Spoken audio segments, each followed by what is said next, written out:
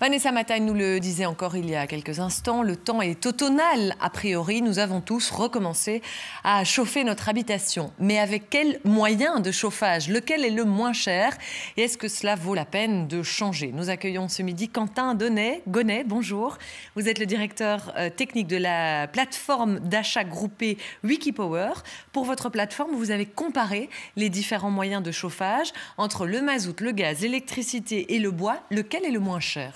Bonjour Alix. Alors clairement, c'est le bois qui remporte la mise au travers des bûches ou des granulés de bois qu'on appelle pellets. Donc le plus démocratique, moins cher encore que les pellets, mais est-ce que cela chauffe aussi bien? Par exemple, avec du bois, on ne sait pas chauffer toute sa maison, si? Alors ça chauffe aussi bien, par contre il faut regarder un petit peu le confort de vie. Il existe des poêles à pellets, des poêles à bois. Il existe également des chaudières à pellets qui permettent de chauffer toute la maison, également l'eau sanitaire. Mais il existe déjà des chaudières à bois? C'est moins répandu, donc à ce point-là à regarder. Et alors il y a également une notion de confort. Pour le pellet, c'est plus facile à transporter, ça se stocke plus facilement et le produit est plus stable au niveau du temps. Effectivement, que des stères de bois. Au niveau des pellets, visiblement, il y a des grandes différences de qualité. Si on en achète, à quoi on doit être attentif? Alors, il faut toujours vérifier qu'il y a une certification DIN+, voire EN+, sur le sachet de pellet. Ça garantit toute une série de critères qui sont respectés, donc notamment le taux de cendre, le taux d'humidité. Donc c'est la première chose. Et on conseille également de prendre des pellets 100% résineux. Et c'est vrai, il peut y avoir des grandes variantes dans la qualité de ce qu'on achète? Oui, tout à fait. D'ailleurs, les personnes qui ont un poêle à pellets le remarquent directement. Certains pellets laissent beaucoup plus de traces ou alors le poêle s'encrasse tout simplement avec des mauvais pellets. Dans notre graphique des prix du moyen de chauffage, tout en bas, donc le moins cher, on le disait, le bois. Au-dessus, il y a le mazout qui reste encore quand même assez haut. Pourtant, il a diminué par rapport à l'année passée.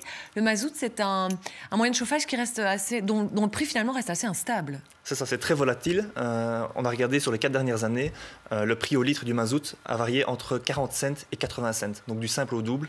Donc pour l'instant, il est au-dessus du pellet, au-dessus du gaz, même s'il était en dessous par le passé, mais il pourrait de nouveau augmenter ou diminuer. Donc c'est la certitude complète. Ça rend évidemment pour les consommateurs la facture assez incontrôlable. C'est inconfortable finalement. La facture est plus incontrôlable. Après, il faut regarder, et là on parle vraiment des prix de combustible, il faut regarder le prix d'installation des chaudières à mazout, au pellet et au gaz. Là, ce n'est pas tous les mêmes prix, donc il faut tenir ce facteur en compte également. Alors, à propos du gaz, vous êtes, Wikipower, indépendant de tout fournisseur. Il y a encore des grandes différences sur le marché du gaz dans les fournisseurs? Oui, tout à fait. On a un comparateur de prix qui justement mesure ces différences, et entre le fournisseur de gaz le plus cher et le fournisseur de gaz le moins cher pour une consommation standard, il peut y avoir plus de 200 € de différence annuelle. Donc à nouveau comparé, ça vaut vraiment la peine. Et enfin, dernier moyen de chauffage, l'électricité. Là, c'est carrément au-dessus de tout. C'est le plus cher. Pour se chauffer. Alors, avec toutefois deux hypothèses.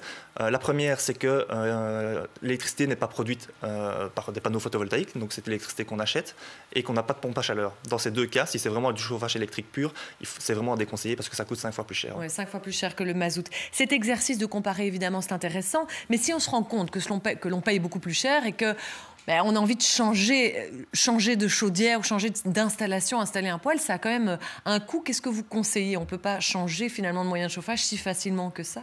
Il faut faire le tour du marché, voir un petit peu ses exigences. On parle de 10 à 25 000 € pour une chaudière à pellet.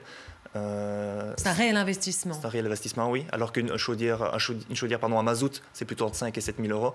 Et on est encore plus bas pour le gaz, plutôt de 1 500 à 4 000 €. Pour tous ceux qui n'ont jamais sauté le pas, comment fonctionnent les achats groupés que vous proposez?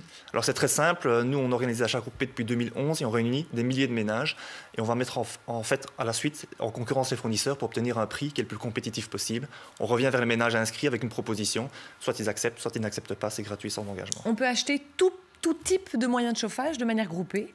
On organise des achats groupés dans toute la thématique énergétique, donc aussi bien l'électricité et le gaz que le mazout, le pellet et même les panneaux photovoltaïques et l'isolation. Et donnez-nous envie, on réalise vraiment de grandes économies quand on fait ça?